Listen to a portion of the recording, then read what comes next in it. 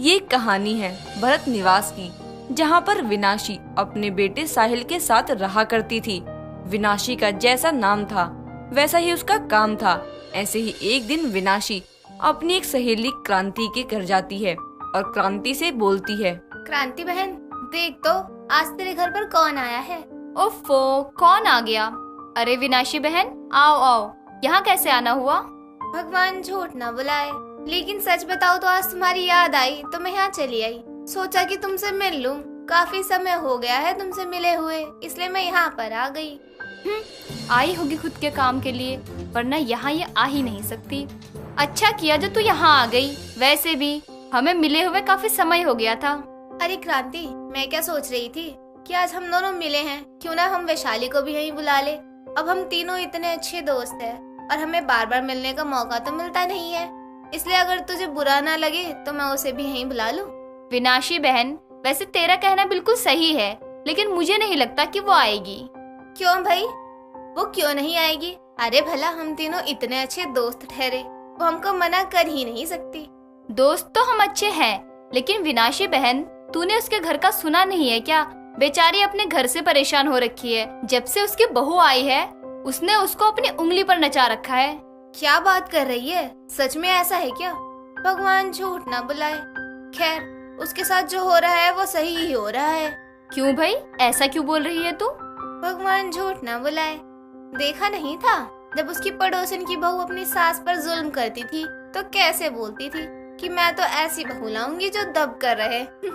अब क्या हुआ, यहाँ तो बहू दबने से रही, बल्कि बेचारी वैशाली ही दब रही है। हाँ, सही बोल रही है तू।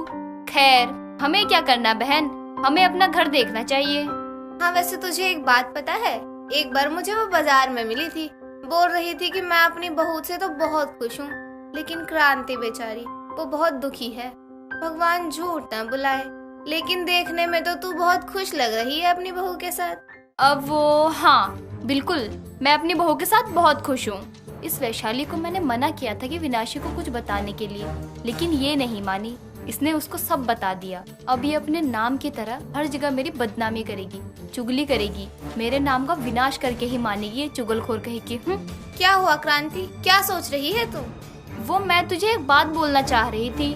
देख, वैसे ऐसा कुछ है नहीं, मेरी बहू मुझ पर बहुत जुल्म करती है, लेकिन फिर भी तू किसी के सामने ये बात मत बोलियो, क्योंकि तुझे तो पता है कि लोग सच नहीं जानते हैं, बस बोलना शुरू कर देते हैं, तो इसलिए बस। हाय, भगवान झूठ ना बुलाए। बहन, ये कैसी बात कर रही है? मैं तेरी बात कहीं नहीं बोलूंगी। वैसे मुझे भी तुझसे एक मदद चाहिए। मेरा बेटा भी शादी लायक हो गया है, तो मेरे बेटे के लिए अगर तेरी नजर में कोई हो तो बताना। हाँ हाँ जरूर। वैसे अन्नू नाम की एक लड़की है जो तेरे बेटे के लिए बिल्कुल सही है। अब क्या था, विनाशी भी खुशी से फूले नहीं समाती और अन्नू से अपने बेटे की शादी करवाने के लिए तैयार हो जाती है। ऐसे ही अब कुछ समय बाद विनाशी अपने बेटे साहिल की शादी अन्नू नाम की लड़की से करवा देती है।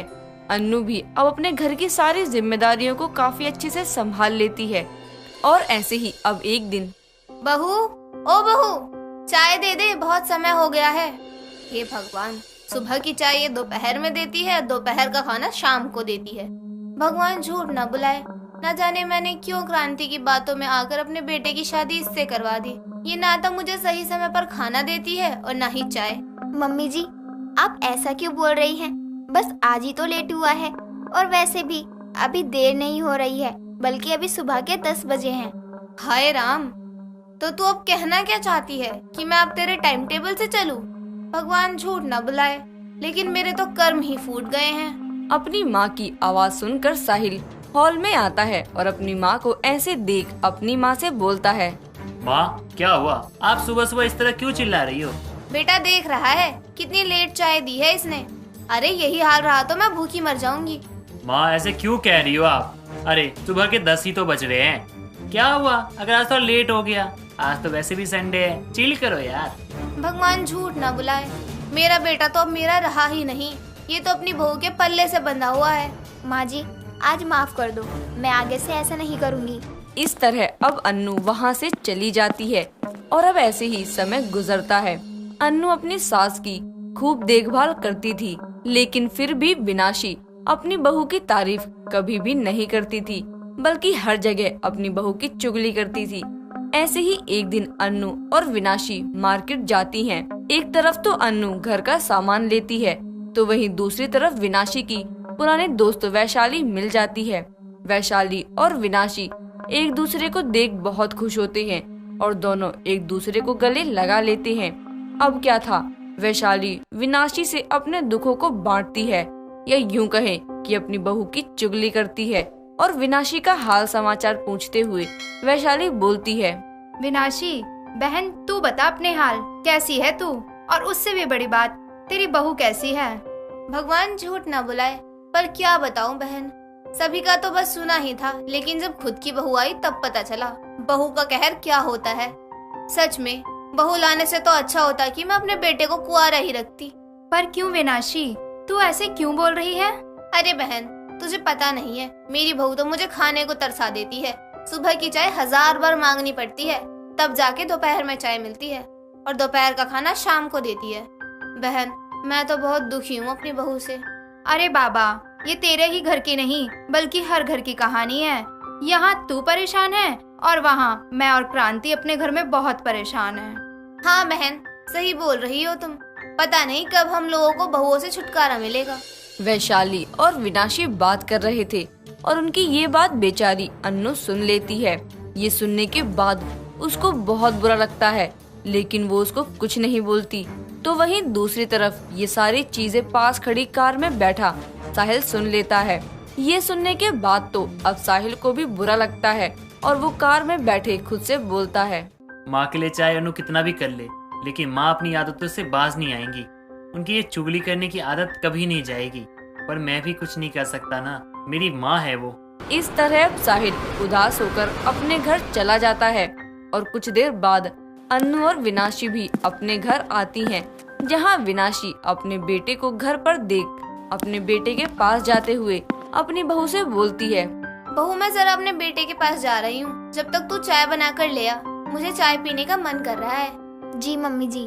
बेटा साहिल, तुझे पता है आज मैं और अनु मार्केट गए थे, लेकिन तेरी बहू ने वहाँ मेरी कोई इज्जत नहीं रखी।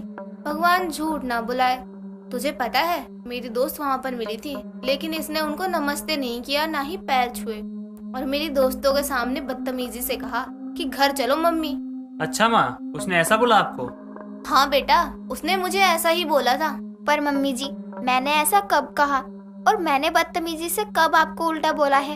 हाय, भगवान झूठ ना बुलाए। देख रहा है बेटा कैसे झूठ बोल रही है ये। सही कह रही है माँ। अनु, तुम्हारे पास माँ के खिलाफ कोई सबूत है? नहीं है ना? पर मेरे पास है, रुको मैं दिखाता हूँ। साहिल अपना फोन निकालता है और अब वो वीडियो सबको दिखाता है, जिसमें वैशाली और विनाशी बातें कर रही थी। ये देख कि विनाशी अपनी बहू की चुगली कर रही है, वो भी गलत चीजों में। वो उसके ऊपर वो इल्जाम लगा रही थी जो उसने कभी किए ही नहीं। अन्नू को बहुत बुरा लगता है और वो अपनी आंखों में आंसू लिए अपनी सास से बोलती है, मम्मी जी, मुझे नहीं पता कि आप इस तरह क्यों कह रही हैं, और अगर आप मुझे पसंद नहीं करती थी तो आपने मेरी शादी यहाँ करवाई ही क्यों? मम्मी जी, मैं ये जानती हूँ कि मैंने आपको कभी कोई तकलीफ नहीं दी। अगर इसके बाद भी मैं आपको पसंद नहीं हूँ तो मैं यहाँ से चली जाती हूँ। अपनी बहू की ये बात सुनकर और अपने किए हुए बर्ताव पर अब विनाशी को बहुत शर्मिंदगी होती है, साथ ही उसको बहुत पछतावा भी होता है। जिसके बाद विनाशी अपनी बहू से माफी मांगती है। अपनी सास को माफी मांगता हुआ देख अन्नू अपनी सास को माफ कर देती है और खुशी से अपने परिवार के साथ रहने लगती है।